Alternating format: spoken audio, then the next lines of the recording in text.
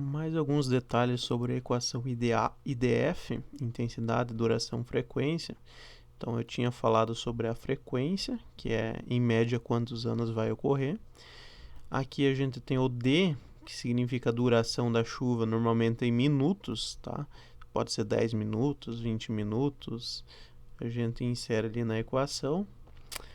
E o I é a intensidade em milímetros por hora, que é o que a gente vai encontrar aqui como resultado, tá? Então, normalmente as equações IDF elas são desse tipo aqui, ó.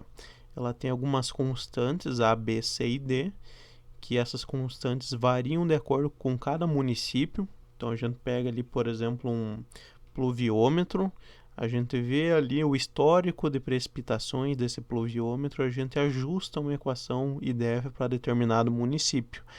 Então, para o município A vai ser uma coisa, para o município B vai ser outra coisa. Então, com isso, a gente tira essas constantes A, B, C e D, que é assunto para outro conteúdo, né? Então, o que a gente vai inserir? Qual que é o período de retorno, ou tempo de retorno, a mesma coisa, que está aqui como T maiúsculo, e a duração da precipitação em minuto, que é o T minúsculo, né? Então, ó, por exemplo, uma chuva de 30 minutos com um tempo de retorno de 25 anos. A gente acha uma intensidade em milímetro por hora, tá? É assim que se comporta uma equação IDF. Então, a gente sempre vai ter essas constantes aqui, elas sempre vão já fazer parte da equação. Então, aqui a gente tem um exemplo de um hietograma. Então, o que quer dizer um hietograma? Cuidado para não confundir com hidrograma. Enquanto o hidrograma era tempo em relação à vazão, o hietograma é tempo em relação à precipitação, né? Então vai passando aqui o tempo e aqui a gente consegue ver a precipitação em milímetro.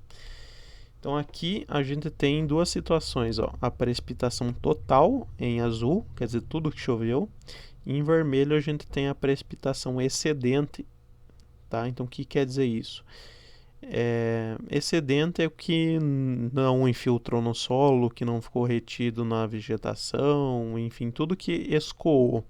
Ele caiu lá nas galerias pluviais e foi para frente.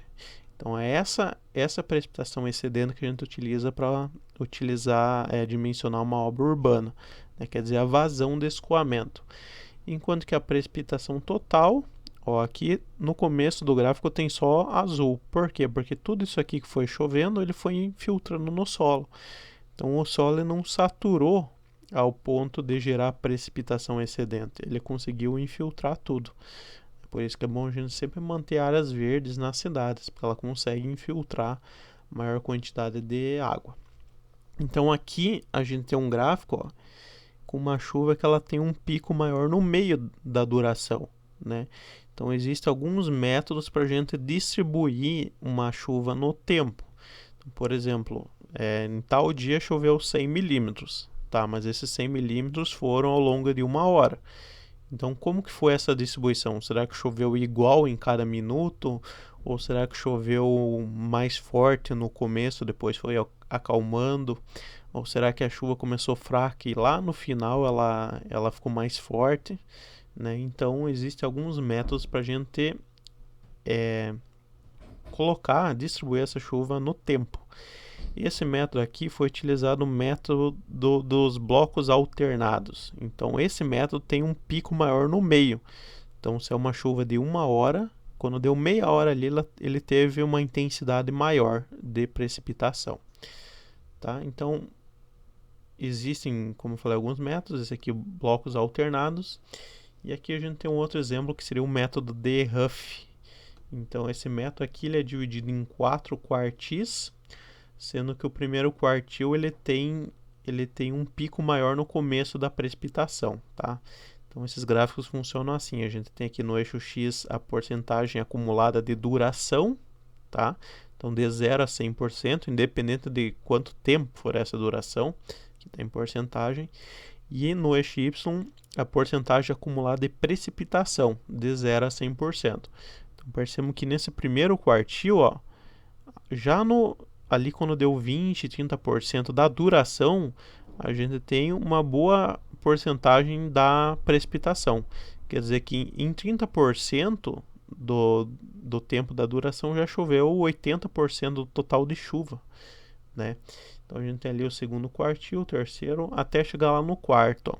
O quarto ele é o oposto, de certa forma, que está no primeiro, ó. No quarto ele vai começar com uma porcentagem pequena, né, de, de precipitação, ó. Aqui está tudo em torno de 20% no eixo Y, e quando chegar lá no final da chuva, da duração, ele vai aumentar bastante, ó. Então quer dizer que ele vai ter uma maior quantidade de chuva no final da duração, tá? Então isso daqui está explicado num artigo que daí ele cita que para montar essas curvas aqui, esse primeiro quartil aqui ocorreu mais vezes em durações menores de precipitação. Então quer dizer que esse primeiro quartil normalmente a gente vai utilizar para obras urbanas, tá? Por quê? Porque a gente tem bacias menores, tem tempos de concentração menores e a gente considera como sendo mais crítico durações menores de precipitação, tá? Então a gente utiliza aqui Huff, o primeiro quartil, normalmente para áreas urbanas, tá?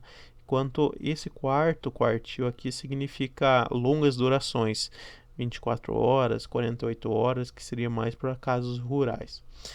E aqui ainda a gente tem probabilidade de excedência, quer dizer 90%, 80%, 70%. O que é a probabilidade de excedência? É a probabilidade de uma precipitação superar a outra, né?